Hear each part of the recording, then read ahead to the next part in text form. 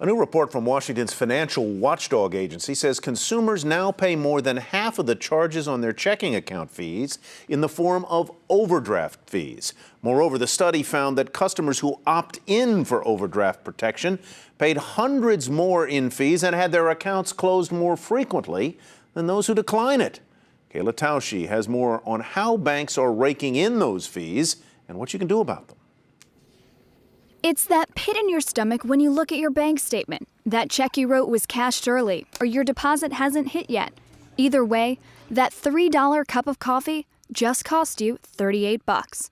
For more than a year, the Consumer Financial Protection Bureau has been studying this, the way banks charge consumers for overdrawing their accounts, and how the banks disclose these practices to customers. The findings? In a year, someone who overdraws his or her account will face an average $225 in fees. Those who frequently overdraw, more than $900. Those fees hitting many who opt into so-called overdraft protection programs, themselves rife with red tape.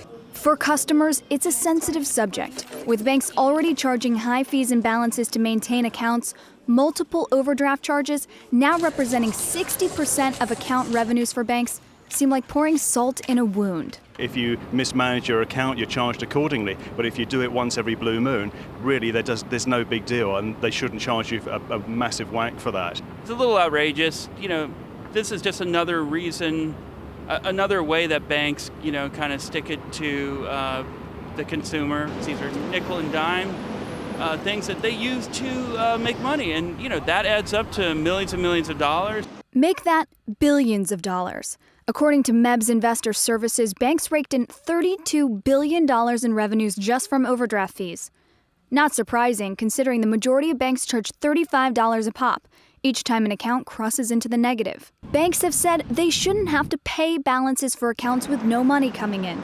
Customers say there are better ways to keep account holders honest. It should just completely stop it at the point where it says, you're not allowed to draw money at this point. I think it should depend on how much you overdraft, like a percentage. The CFPB, in its report Tuesday, did not say how or whether it would regulate the practice going forward. It did say the investigation into overdraft fees is just beginning. For Nightly Business Report, Kayla Tausche, New York.